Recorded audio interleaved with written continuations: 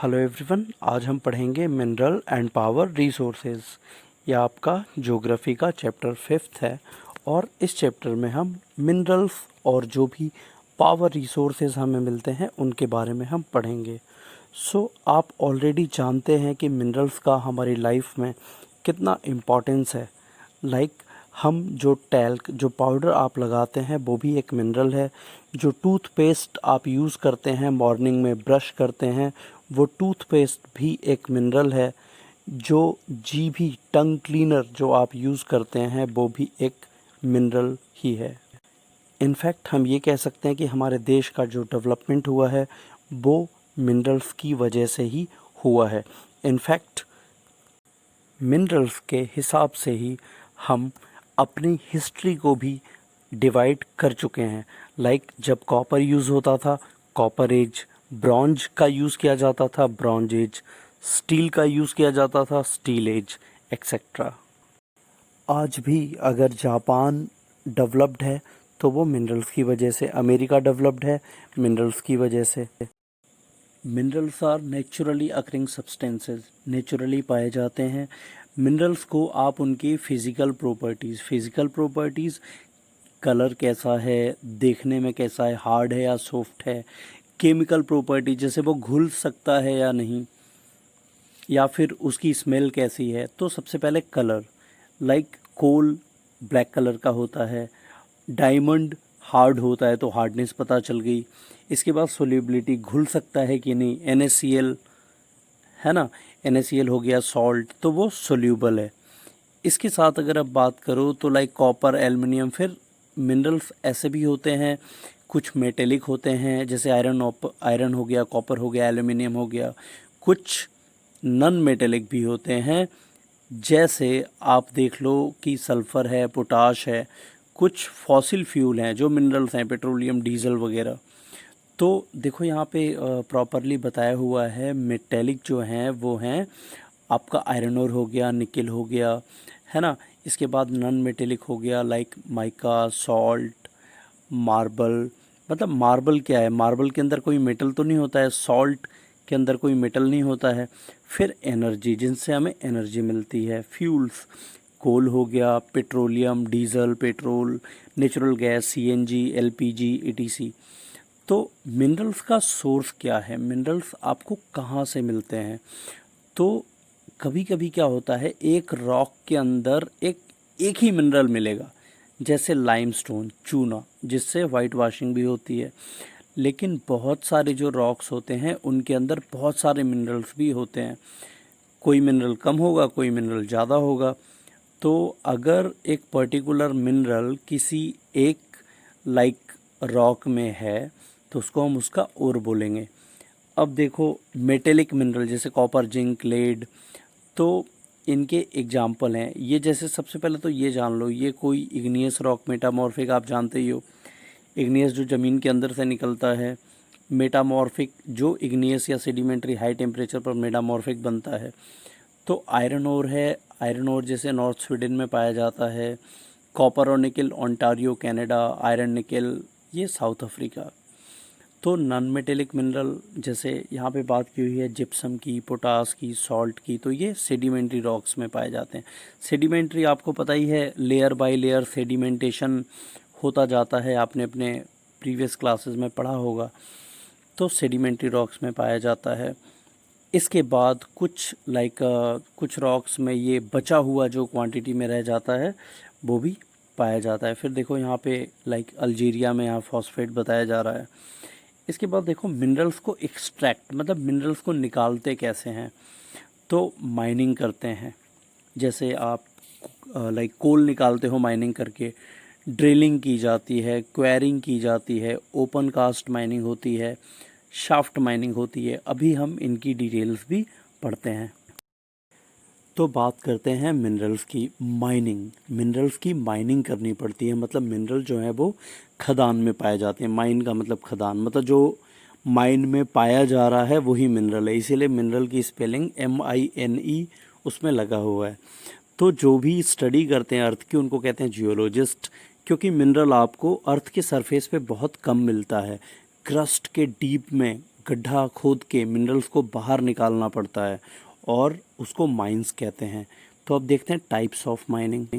पहला है open cast mining. जब मिनरल अर्थ के सरफेस के बहुत ही क्लोज रहते हैं तो एक हम गड्ढा खोद के उनको निकाल लेते हैं। जब मिनरल बहुत ही गहराई में होते हैं तो हम क्या करते हैं, टनल्स, सुरंग नुमा खोदते हैं और उसको डीप शाफ्ट माइनिंग, क्योंकि बहुत नीचे तक हमें जाना होता है। अगला है पेट्रोलियम और नेचुरल गैस को हम ड्रिलिंग करके निकालते हैं। आपने समुद्र के किनारे भी देखा होगा बॉम्बे हाई में। फिर है क्वेरिंग, मिनरल्स को हम क्वेरिंग करके भी निकालते हैं। अब है distribution of mineral in the world. तो वर्ल्ड में लाइक एशिया, अफ्रीका, सारे कॉन्टिनेंट्स की बात करेंगे, किन कॉन्टिनेंट्स में मिनरल कहाँ कहाँ पाए जाते हैं। यहाँ पे आपको कंट्रीज़ के नाम याद रखने हैं। साउथ ईस्ट एशिया के अंदर मेटेलिक मिनरल आपको मैं बता ही चुका हूँ क्या होते हैं, और fossil fuel, petrol, diesel, gases. So China और मलेशिया और इंडोनेशिया, यहाँ पे टिन बहुत अच्छा प्रोड्यूस होता है। इनफैक्ट पूरे वर्ल्ड का आधा टिन यहीं पे प्रोड्यूस होता है। दूसरे इंपॉर्टेंट मिनरल जो यहाँ पे पाए जाते हैं आयरन ओर और मैंगनीज, साथ में बॉक्साइट, कॉपर, गोल्ड भी थोड़ा बहुत पाया जाता है लेसर क्वांटिटी में। अगला है यूरोप। तो यूरोप के बारे में सबसे पहली चीज़ आपको याद रखनी है कि इंडस्ट्रियल रिवॉल्यूशन की शुरुआत यूरोप से ही हुई थी मॉडर्न पीरियड में। इसके बाद रसिया, यूक्रेन, स्वीडन, यहाँ पे आयरन और बहुत ज़्यादा पाया जाता है। इसके अलावा copper, zinc, lead, bauxite, potash, sulphur, silver और गोल्ड भी यूरोपियन कंट्रीज़ में पाया जाता है। इसके बाद स्विट्ज़रलैंड, बहुत खूबसूरत देश, ऐसा देश है जहाँ पे मिनरल्स नहीं पाए जाते हैं। नॉर्थ अमेरिका में ही अमेरिका है, यूनाइटेड स्टेट्स ऑफ अमेरिका। और यूनाइटेड स्टेट्स ऑफ अमेरिका का आप जब मैप देखोगे ना तो आप देखोगे कि अमेरिका में लगभग सभी मिनरल्स बहुत ही अच्छे प्रोपोर्शन में पाए जाते हैं। इसलिए अमेरिका आज वर्ल्ड्स मोस्ट पावरफुल कंट्री भी बन पाया है। इसके अलावा कनाडा में भी अच्छे मिनरल्स पाए जाते हैं, लाइक यूरेनियम, कॉपर, गोल्ड, जो महंगे मिनरल्स हैं। इसके बाद आता है साउथ अमेरिका। साउथ अमेरिका वही कॉन्टिनेंट है जिसका एक बहुत बड़ा पार्ट अमेजोन रेन फॉरेस्ट है। इसमें आपको एक बात और याद रखनी है कि ये लगभग 1/5 पूरे वर्ल्ड का जो 1/5 आयरन ओर है वो यहीं पे पाया जाता है। इसके साथ ही जो 1/4, 1/4 जो वर्ल्ड का कॉपर है वो साउथ अमेरिका में पाया जाता है। साउथ अमेरिका में इसके अलावा लाइक आप बात करो तो gold, silver, chromium, manganese, bauxite, mica, platinum, asbestos, diamond भी पाया जाता है। इसके अलावा मिनरल ऑयल, अर्जेंटीना जो अंटार्कटिका के बहुत पास दिखता है, साउथ अमेरिका की पूंछ कहो इसको, वहाँ पे तो वो अर्जेंटीना है कंट्री। पेरू, चिले, वेनेजुएला, कोलंबिया, काफ़ी सारे देश हैं साउथ अमेरिका में भी, और ये भी मिनरल्स में ठीक ठाक है। इसके बाद बात करो अफ्रीका की। अफ्रीका जो है ये वही कॉन्टिनेंट है जिसको यूरोपियंस ने सिर्फ मिनरल की वजह से गुलाम बनाया। तो यहाँ पे देखो लिखा हुआ भी है, Africa has the largest mineral industries in the world, है ना। और ये जो है फर्स्ट या सेकंड है bauxite, cobalt, industrial diamond, phosphate के लिए। अफ्रीका में वैसे तो गोल्ड माइनिंग बहुत ज़्यादा होती है और साउथ अफ्रीका में भी होती है, किम्बरले वहीं पे है ना, जोहानिसबर्ग वहीं पे है। इसके अलावा जो देश हैं जिम्बाब्वे, ज़ैर, यहाँ पे भी मतलब गोल्ड काफ़ी ज़्यादा पाया जाता है। फिर नाइजीरिया, लीबिया और अंगोला में मिनरल ऑयल पाए जाते हैं। इसके अलावा अगर हम बात करें तो मिनरल्स लगभग इस कॉन्टिनेंट के काफ़ी सारे देशों में पाए जाते हैं। अब बात को कर लो ऑस्ट्रेलिया की, कंगारू वाली कंट्री। तो ऑस्ट्रेलिया के जो मिनरल रिसोर्सेज हैं उसी की वजह से ऑस्ट्रेलिया की जो इनकम होती है उसमें मतलब एक अच्छा परसेंटेज उसके मिनरल्स का है। ऑस्ट्रेलिया जो है वो पूरे वर्ल्ड में सबसे ज़्यादा बॉक्साइट का वहाँ पर लाइक भंडार है, और ये सेकेंड लार्जेस्ट प्रोड्यूसर है गोल्ड की, आयरन ओर की, मैग्नीज़ की, लेड की और जिंक की। मतलब ऑस्ट्रेलिया नंबर 1 बॉक्साइट में, number 2 gold, iron, manganese, lead, zinc में, और नंबर 3 पे है यूरेनियम में, है ना, सिल्वर, निकिल, ब्लैक कोल में। साथ में यहाँ डायमंड भी है, कैलगुरली, और देखो नाम भी कंगारू जैसा है ना। इसके अलावा कूलगार्डी जो एरियाज़ हैं वेस्टर्न ऑस्ट्रेलिया के, यहाँ पे गोल्ड डिपॉजिट बहुत अच्छा है। अब आता है आपका वो कॉन्टिनेंट जहाँ पे लोग सिर्फ रिसर्च के लिए जाते हैं, परमानेंटली वहाँ कोई घर नहीं बनाता, ऑफ कोर्स अंटार्कटिका। आपने सोचा है कभी इतने सारे जियोलॉजिस्ट, जियो साइंटिस्ट जो होते हैं या अदर साइंटिस्ट भी अंटार्कटिका में रहते हैं लंबे लंबे टाइम तक, वो वहाँ रिसर्च कर रहे होते हैं। वहाँ पे भी अगर वहाँ पे ग्लेशियर्स हैं तो ग्लेशियर के नीचे भी तो कुछ होगा। और अंटार्कटिका में बहुत सारे मिनरल हैं, गोल्ड भी है, मिनरल ऑयल भी हैं, सिल्वर है ना, इसके अलावा पेट्रोलियम भी है। लेकिन 2048 तक, अभी 20 चल रहा है, 2048 तक वहाँ पर कोई भी मिनरल निकालना बैन है। ये ट्रीटी को सभी देशों ने मिलकर साइन की है। ये अंटार्कटिक ट्रीटी के नाम से जानी जाती है। अगर कोई भी माइनिंग करता है तो उसके खिलाफ कार्रवाई होगी। अगला है आयरन ओर। अब हम बात कर लेते हैं कि कौन सा ओर। सबसे पहले ओर आपको पता है, कच्चा, कोई भी कच्चा मेटल जिसको हम पिघला के क्या बनाते हैं, फाइनल मेटल। जैसे आयरन जो है वो ऐसा नहीं है कि लोहे का तवा होता है तो वो तवा आपको पहाड़ों में मिल जाता है, पत्थरों में मिल जाता है। उसको बनाने के लिए आप ओर निकालते हो, उस ओर को पिघलाते हो, तब वो आयरन बनता है। कहा जाता है कि iron and steel industry is the mother of all industries. आपके डोर में भी आयरन यूज़ होता है, आपके बेड में भी आयरन यूज़ होता है, बस या फिर कोई भी मीन्स ऑफ ट्रांसपोर्टेशन। आपका पेन, उसमें भी जो निव है वो आयरन स्टील इंडस्ट्री से ही आया है। आपके शूज़ में भी कहीं ना कहीं आयरन एंड स्टील, इनफैक्ट जो शूज़ बनाने की जो मशीनरी है, मतलब किसी भी चीज़ को बनाने की machinery, that is made up of iron and steel. सबसे बढ़िया जो क्वालिटी होती है मैग्नेटाइट। इसके भी 3-4 ओर्स होते हैं जिनमें मैग्नेटाइट सबसे अच्छा होता है। अब आयरन कहाँ ज़्यादा पाया जाता है ये जान लो। Russia, America, Australia, Canada, Brazil, China, फिर इंडिया, फ्रांस, स्वीडन, वेनेजुएला। अब इंडिया में आयरन कहाँ पाया जाता है? आयरन और उड़ीसा झारखंड बेल्ट में, मतलब उड़ीसा और झारखंड में, छत्तीसगढ़ महाराष्ट्र बेल्ट में, कर्नाटका में, साथ में महाराष्ट्र गोवा बेल्ट में। सिर्फ उड़ीसा और कर्नाटका में 50% आयरन ओर पाया जाता है इंडिया का। अब अगला है मैग्नीज़। मैग्नीज़ को फेरोलॉय भी बोला जाता है। क्यों?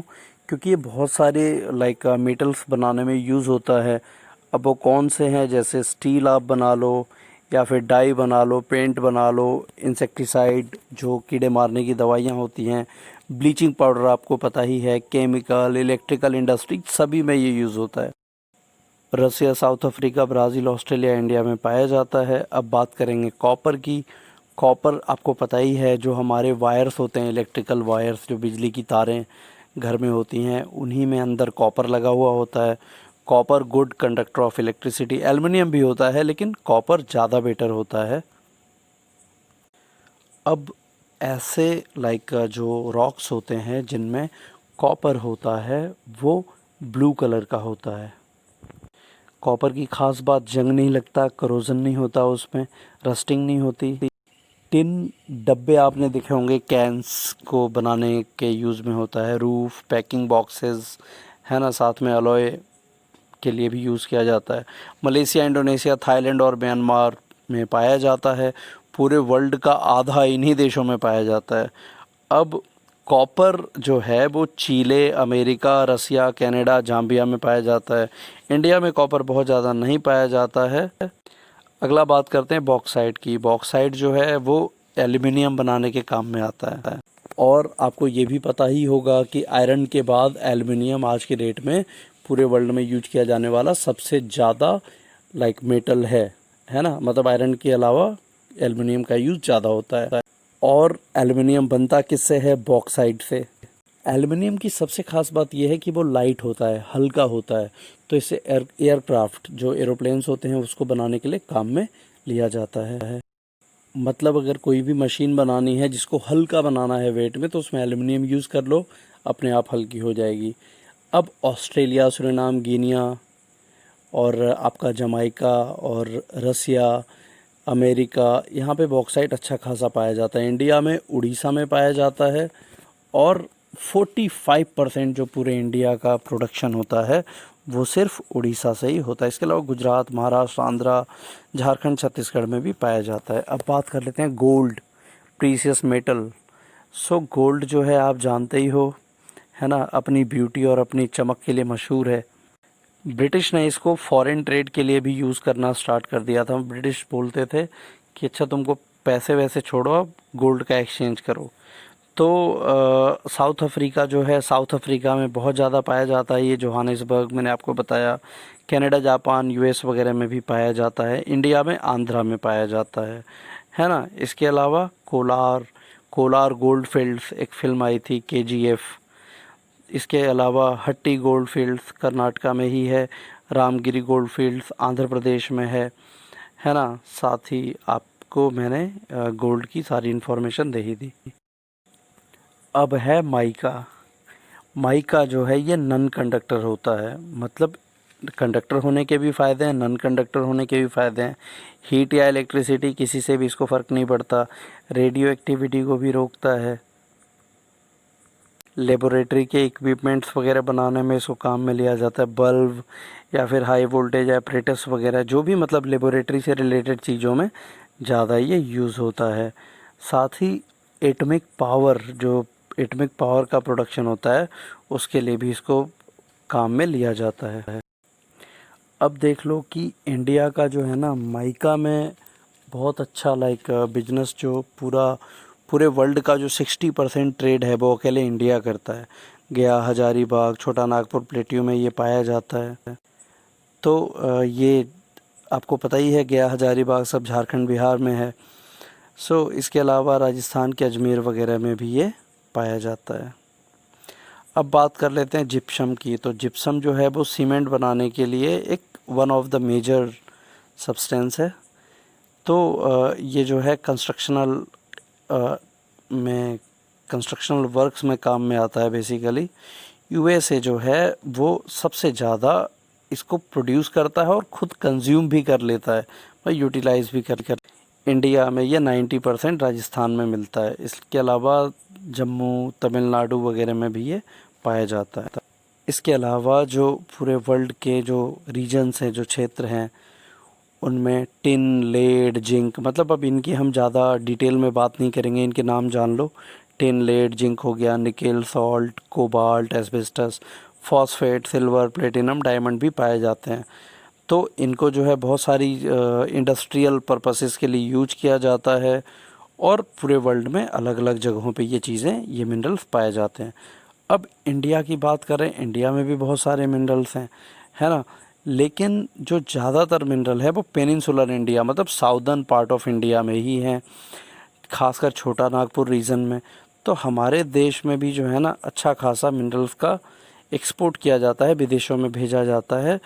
इसलिए हम जो है कुछ मिनरल्स हम अच्छा एक्सपोर्ट करते हैं, लेकिन हमारे यहाँ लेड, जिंक, सल्फर, टिन, इनकी कमी भी है। अब बात करते हैं different sources of power, energy, है ना। इलेक्ट्रिसिटी हो गई फॉर एग्जांपल। तो ये सब कैसे आती है, कैसे हम अपनी मतलब मशीन्स चलाते हैं। एग्रीकल्चर सेक्टर हो गया, इंडस्ट्रियल सेक्टर हो गया, ट्रांसपोर्टेशन हमारा है, जो हमारे यहाँ गाड़ियाँ चलती हैं, ट्रक्स चलते हैं, बसेस, आखिर उनके लिए पावर कहाँ से आता है। और हम जो है कैसे अपनी लाइफ को और कंफर्टेबल बनाएं, इसमें लोग लगे रहते हैं। तो एक देश का जो डेवलपमेंट होता है ना, वो हमेशा इसी से नापा जाता है कि वो कितना प्रोड्यूस करता है और कितना खुद कंज्यूम कर लेता है। मतलब कंज्यूम मतलब खपत, खुद खा लेना। आपने 4 रोटी बनाई और चारों खुद ही खा गए। तो अब बात करते हैं कन्वेंशनल सोर्सेज ऑफ एनर्जी, मतलब जो पुराने ज़माने से जो परंपरागत जो चलती आ रही है एनर्जी हमें किससे मिलती है। आप अच्छे से जान रहे हो, एनर्जी हमें जो कन्वेंशनल सोर्सेज हैं, जैसे फॉसिल फ्यूल हैं हमारे, पेट्रोल, डीजल, उनसे हम एनर्जी ले रहे हैं। और ये फॉसिल फ्यूल बने कैसे हैं, बहुत लंबे सेंचुरीज़ तक ये जो प्लांट एनिमल ट्रैप हुए, इसके वजह से उनका सेडिमेंटेशन हुआ, सेडिमेंट्री रॉक्स फॉर्म हुए, और उन्हीं के बीच में बन के वो क्या बन गए, वो बन गए फॉसिल। तो ये जो, अब देखो कोल भी ऐसा ही बना, कोयला, है ना। तो कोल का इंडस्ट्रीज़ में यूज़ होता है। जैसे ये जितने भी मेटल हम, और जो कच्चा जो लोहा हुआ, आयरन और कच्चा लोहा, उसको हम आयरन कैसे बनाते हैं, तो इस कोल से पिघला के भी बनाते हैं। तो ये कन्वेंशनल सोर्स है। अब कोल कहाँ पाया जाता है, वो सेडिमेंटेशन में पाया जाता है, तो सेडिमेंट्री रॉक भी उसको बोल दो आप। अच्छी क्वालिटी का जो कोल है वो अपने झारखंड रीजन में पाया जाता है।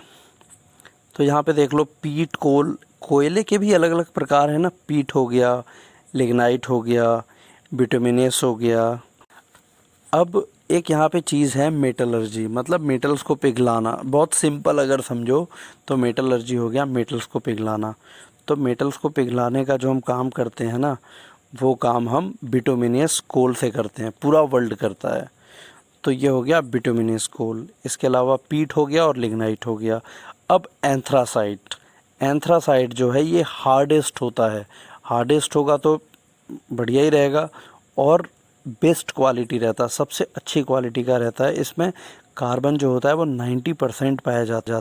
और अब ये एंथ्रासाइट कोल जो है, ये चाइना और अमेरिका में बहुत अच्छी क्वांटिटी में पाया जाता है। इंडिया जो है वो 3rd पोजीशन पे है। Russia, Ukraine, Germany, Poland, South Africa, Australia में भी पाया जाता है आपका ये कोल। अब बात कर लेते हैं, जो कोल इंडिया लिमिटेड है वो इंडिया के अंदर माइनिंग करता है। ये गवर्नमेंट कंपनी है। इसका एडवांटेज क्या है, ये बहुत ज़्यादा अवेलेबल है। साथ में जो है ये इलेक्ट्रिसिटी हम जनरेट करते हैं इससे, स्टीम इलेक्ट्रिसिटी जिसको कहते हैं। साथ में क्या है कि लाइक इसके डिसएडवांटेज क्या हैं, पोल्यूशन बहुत ज़्यादा होता है। ट्रांसपोर्ट करने में ट्रकों से, गुड्स ट्रेन से बहुत मुश्किल का सामना करना पड़ता है। पोल्यूशन बहुत ज़्यादा करता है। अब बात करते हैं पेट्रोलियम की। आपका डीजल, पेट्रोल, जो क्रूड ऑयल है लिक्विड फॉर्म में, पेट्रोलियम कभी भी वेस्ट नहीं होता, बर्बाद नहीं होता। जहाँ पे भी पेट्रोलियम निकलता है उसकी एक एक बूंद, एवरी ड्रॉप, इनफैक्ट जो वहाँ पे मोम भी, वैक्स, वो भी एक पेट्रोलियम प्रोडक्ट है। तो सेडिमेंट्री रॉक में पेट्रोलियम पाया जाता है, ठीक है। यहाँ पे देखो नीचे मेटलर्जी समझाया गया है, साइंस ऑफ मेटल, वो कैसे निकाला जाता है, कैसे बनाते हैं। अब देखो पेट्रोलियम जो है ना, वो मॉडर्न इकोनॉमी में उसका बहुत इम्पोर्टेंस है, और इसकी कीमतें अक्सर बढ़ती रहती हैं। अभी 84-85 रुपीज़ पर लीटर पेट्रोल हो गया है। तो जब हम रिफ़ाइन करते हैं तो पेट्रोल और डीजल बनता है ना। इसके साथ ही इससे हम लाइक अपनी गाड़ियाँ चलाते हैं। केरोसिन जो है, उसको केरोसिन आपको पता ही है, स्टोव में यूज़ होता है घरों में। साथ में naphtha, phenyl, synthetic rubber, plastic, nylon के कपड़े, आपका जो बैग है, वो सारी चीज़ें पेट्रोलियम से ही बनती हैं। अब देखो पेट्रोलियम कहाँ कहाँ पाया जाता है। अमेरिकन बेल्ट की बात करें तो अमेरिकन बेल्ट में खुद America, Mexico, Brazil, Peru, Venezuela, Colombia, Chile, Argentina, साथ ही मिडिल ईस्ट, यहाँ पे पेट्रोलियम बहुत ज़्यादा पाया जाता है। Romania, Russia, Iraq, Iran, Saudi Arabia, Kuwait, Egypt, Bahrain, Qatar. इसके अलावा म्यांमार, इंडोनेशिया, चाइना, इंडिया में भी, और अफ्रीका में लीबिया एक अच्छा प्रोड्यूसर है। इंडिया के अंदर असम में पाया जाता है दिग्बोई, जो अपर असम में है। इसके अलावा नहरकटिया है, रुद्रसागर है ना। इसके बाद गुजरात कैम्बे रीजन में अंकलेश्वर, कलोल, कैम्बे, सांद, ढोकला। इसके बाद बॉम्बे हाई फेमस है। इसके अलावा हिमाचल प्रदेश में जो महानदी के डेल्टाज हैं, गोदावरी, कृष्णा, कावेरी, वहाँ पे। राजस्थान में भी कुछ जगह पे पाया जाता है। ओएनजीसी एंड ऑयल 2 कंपनीज़ हैं जो पेट्रोलियम और गैसेस का हमारे देश के अंदर सारा सिस्टम अरेंज करती हैं। सो इंडिया जो है वो सेल्फ सफिशिएंट नहीं है। अगर इंडिया अपना पेट्रोलियम यूज़ करने लगेगा अपने यूज़ के लिए, तो 4 साल में हमारे देश का पेट्रोलियम समाप्त हो जाएगा। तो हमें बहुत सारा पेट्रोलियम इंपोर्ट करना पड़ता है दूसरे देशों से। अब बात करते हैं नेचुरल गैस की। नेचुरल गैस जो है वो पेट्रोलियम के साथ ही पाया जाता है।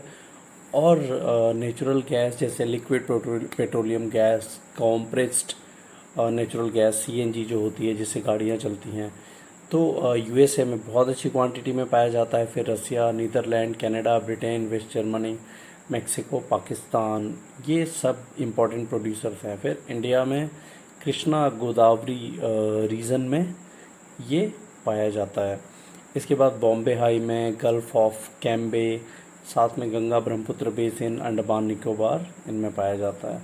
तो फॉसिल फ्यूल का कंजम्पशन इतना तेज़ हो गया है कि फ्यूचर में ये एंड हो जाएगा, हर कोई जानता है, और बहुत तेज़ी से ख़त्म हो रहा है। साथ में इनको जब हम जलाते हैं तो टॉक्सिक गैसेस निकलती हैं, जिससे क्या हो रहा है, ग्लोबल वार्मिंग हो रहा है। तो एक अभी सीएनजी, कॉम्प्रेस्ड नेचुरल गैस, अभी एक हमारे पास ऑप्शन है पेट्रोल डीजल से बेहतर। अब ऑयल के फ़ायदे क्या हैं? ट्रांसपोर्ट टैंकर से हो जाता है, ठीक है। आप पाइपलाइन से भी ट्रांसपोर्ट इसको कर सकते हो, पाइपलाइन से भी ट्रांसपोर्ट होता है इंडिया में। इसके अलावा नेचुरल गैस का जो एडवांटेज है वो क्या है, इसको भी आप ट्रांसपोर्ट कर सकते हो आसानी से। साथ में ऑयल और कोल से थोड़ा सा बेटर है। इसके बाद इनके क्या डिसएडवांटेज है, तो पोल्यूटेंट ये क्रिएट करते हैं, साथ में ऑक्सीजन को डिक्रीज़ करते हैं। हाइड्रो इलेक्ट्रिसिटी, बिजली बनाना किससे? हाइड्रो मतलब पानी से। तो आपको पता ही है डैम में डैम का जो सिस्टम होता है उसके अंदर क्या होता है, पानी गिरता है, टरबाइन घुमाता है, फिर वो फाइनली आगे एक सिस्टम बनाया हुआ होता है जिससे हम बिजली को स्टोर करके और उसको आगे भेज देते हैं।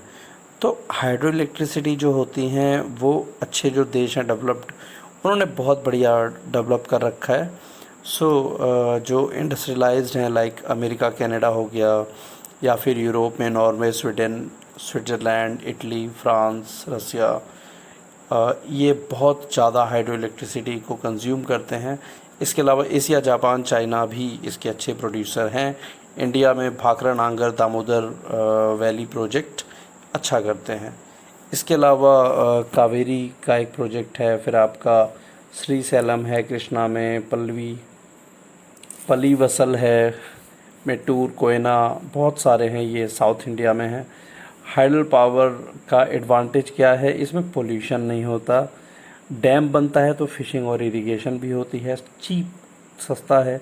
डिसएडवांटेज, सस्ता तो इसलिए पानी से बन जाता है, लेकिन इसको सेटअप करना पूरे प्लांट को महंगा पड़ता है। एटॉमिक एनर्जी और न्यूक्लियर पावर, अब न्यूक्लियर फिशन के द्वारा भी हम क्या प्राप्त कर सकते हैं, पावर। तो वो आप जो है रेडियो एक्टिव मिनरल्स आपको उसके लिए चाहिए, यूरेनियम, थोरियम, इले इल्मेनाइट और जिरकॉन।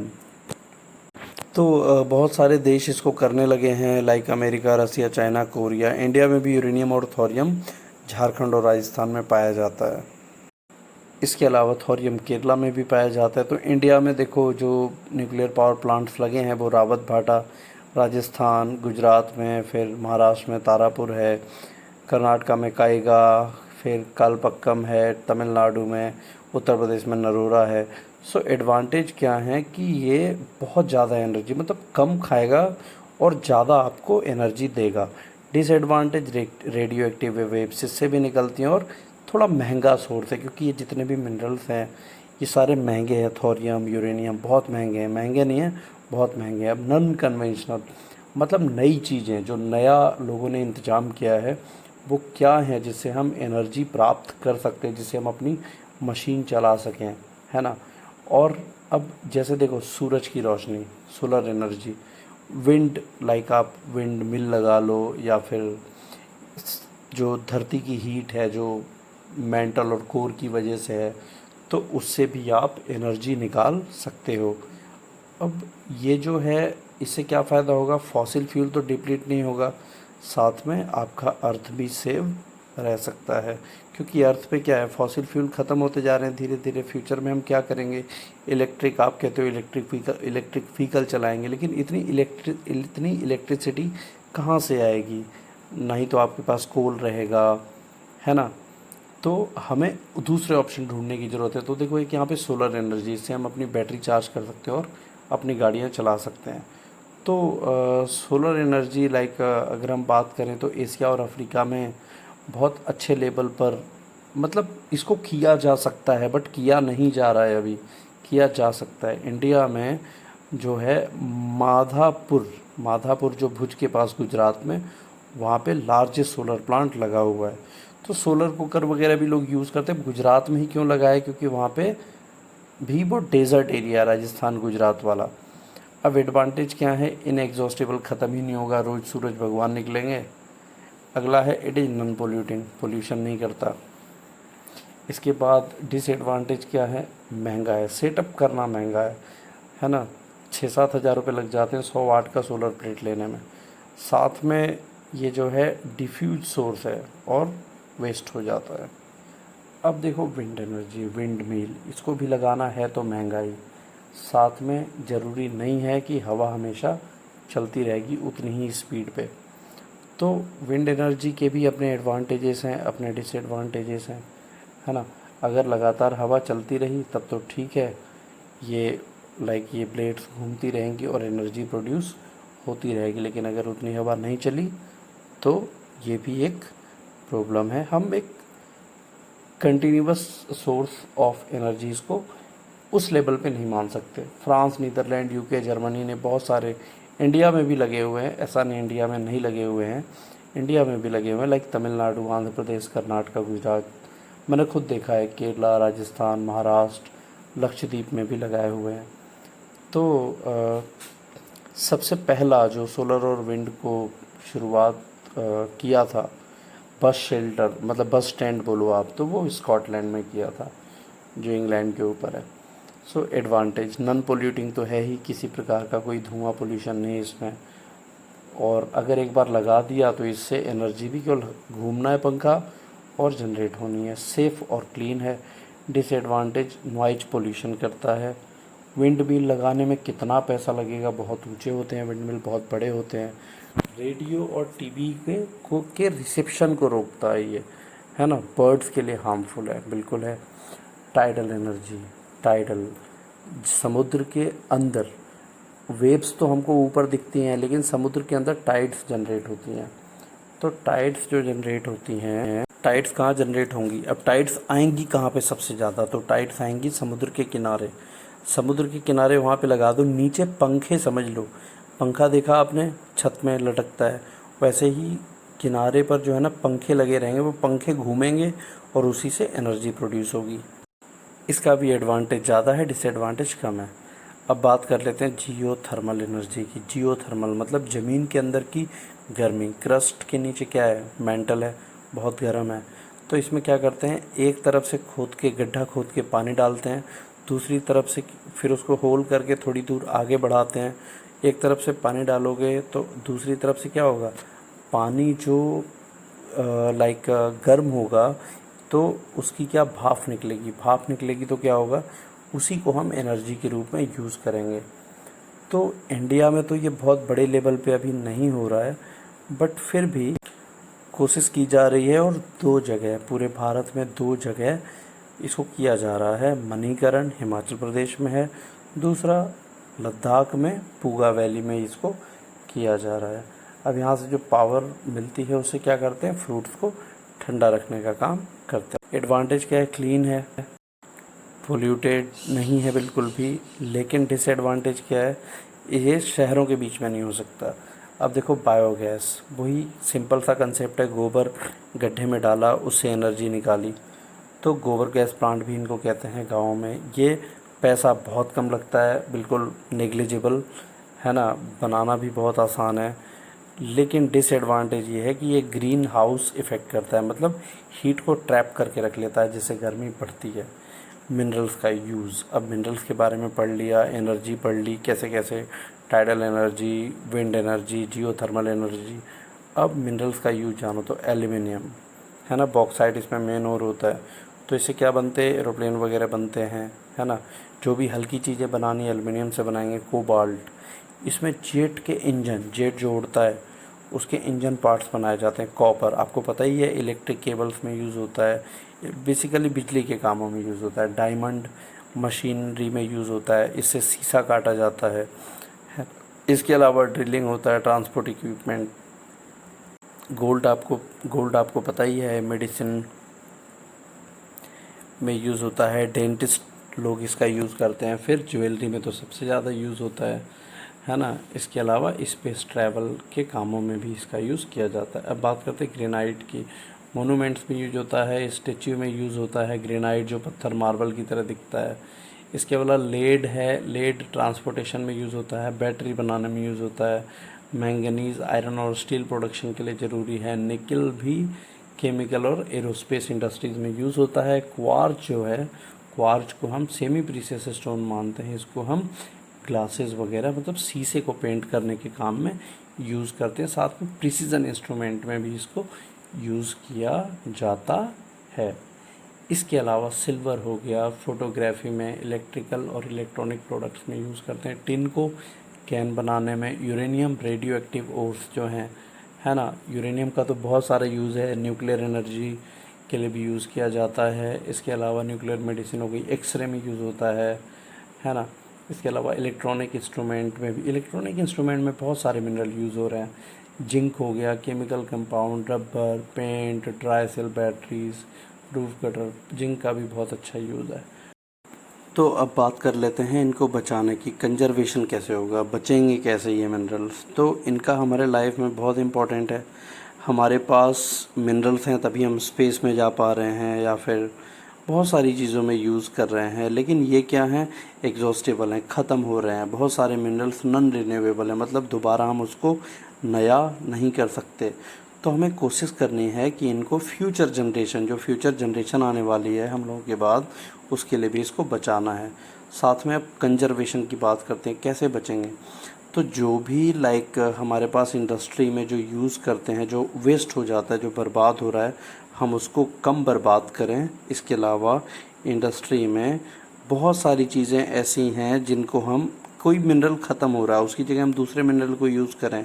बहुत सारे मिनरल को रिसाइकल करके यूज़ किया जा सकता है, उनको हम एक बार यूज़ करके ना फेंक दें।